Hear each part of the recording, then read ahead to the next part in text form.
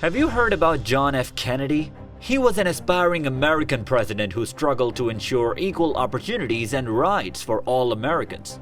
But he was at the peak of his fame and energy when he was assassinated at the age of 46. What a loss.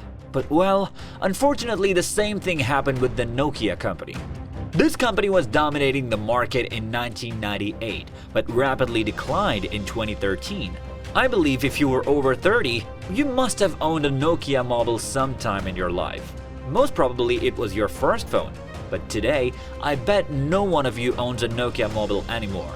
Maybe there's one or two in your lowest drawer, unused and unseen for years, but not in your use now. Why? Well, I'm going to discuss a few reasons in this video. They will not only tell you the reason for Nokia's failure, but also the importance of innovation in this rapidly changing world. Number 1. Refusal to innovation. The number one reason for this company's failure was its stubbornness. The company refuses to adapt to the changes of the world and doesn't give importance to the people's choices. They keep believing that feature phones will remain the future of technology, so they don't give importance to smartphones.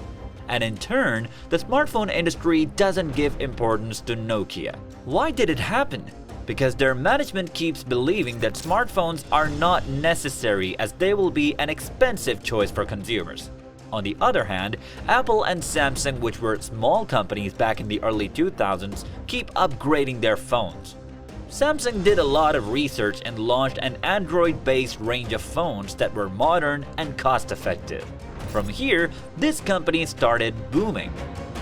Nokia's stubbornness was a bit shocking news for its consumers. This company became the largest mobile provider by understanding and adapting to the tastes of consumers. From 1981 to 1985, they produced new designs and introduced new technology that attracted the attention of consumers. They kept their pace with the technology at that time, so they succeeded. But their failure to adapt to the new environment in 2013 led them toward demise. Number 2. Poor marketing strategies. The second reason for Nokia's failure is its poor marketing strategies. They remained stubborn until 2007 when Apple introduced the iPhone. The success of the iPhone made them realize their mistake, and they tried to adapt to the new technology by introducing touch mobiles named iPhone killers. But their poor marketing strategies didn't give them the benefit of introducing new technology. Mobile giants such as Apple and Samsung have adopted the umbrella branding strategy. They launched every new product in their existing product portfolio, so their consumers know what to expect from new products, so they keep buying them. However, Nokia failed to adapt to umbrella branding. Maybe they became confused and panicked and made desperate attempts at their marketing plans. They launched the E series and N series, which were entirely different products from their original ones. It means they failed to create their brand loyalty with these new series.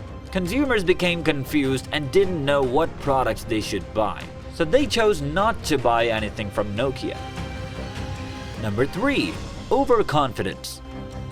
With it, I believe another major reason for their failure is their overconfidence. They have the assumption that their consumers love them so much. So whenever they will launch their new products, people will raid the stores and buy each piece. Well, they were right in having these overconfident or a bit unrealistic thoughts, because they have been leading the market for over 14 years. They had 70% of market shares at one point in their history.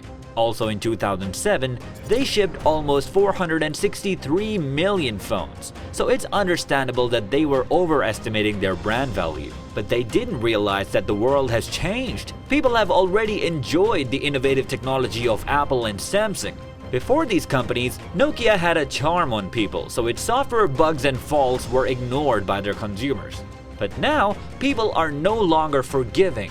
They saw the faults in Nokia software and didn't want to invest any money in it when they had better options, so their brand value and dominance didn't save them from failure.